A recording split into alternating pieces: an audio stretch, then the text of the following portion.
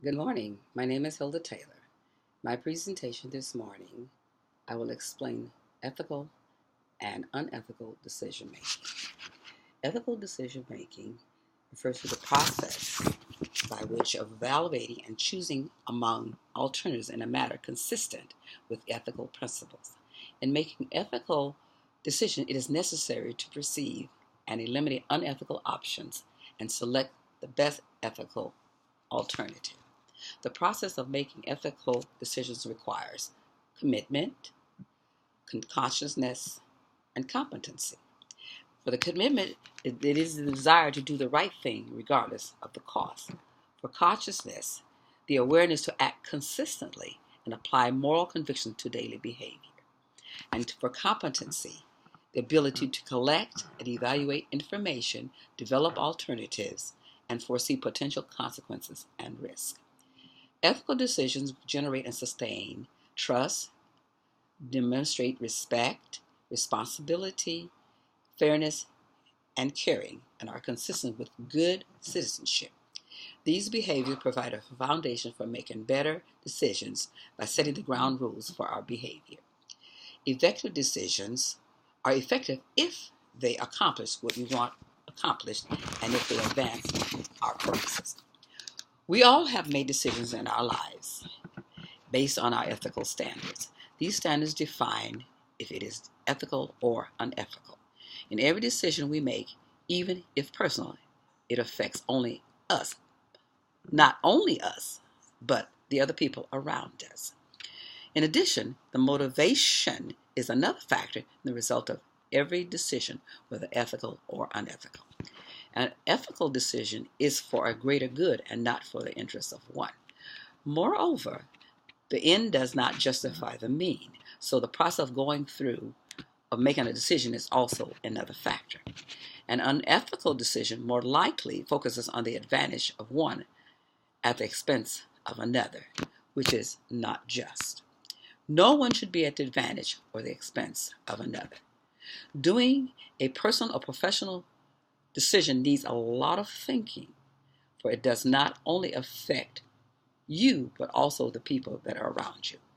In addition, if someone defines your standards when it comes, this is how somehow others defined your standards when it comes to ethics. Reputation is a company's biggest asset, so you think companies would avoid engaging in shady practices. However, many large corporate find their reputation and credibility destroyed due to practices that are harmful and illegal.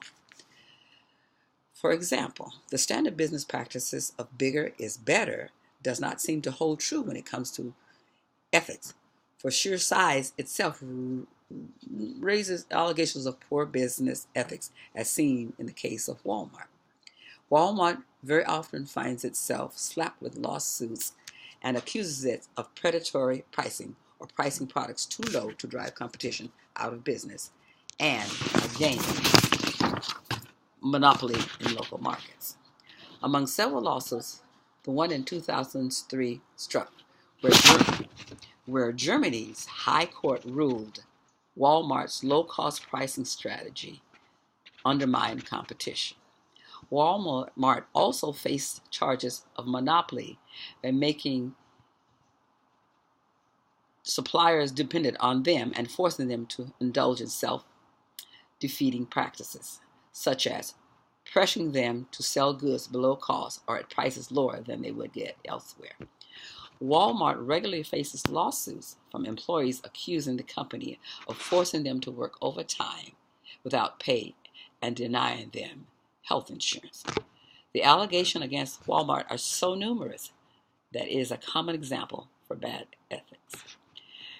Deciding to spend $50 million on a new private jet after taking $45 billion in taxpayer funds to stay afloat, as Citibank did, is a textbook example of bad business ethics. To make matters worse for Citibank, its CEO Vikram Pandit lied to the Congress that he received a compensation of $1 million a year when the actual figure was $11 million. Companies that indulge in unethical business conduct primarily to maximize profits. However, rubbing customers and other stakeholders the wrong way in the quest to maximize profits can be self-defeating and lead to a loss of valuable patronage. Thank you.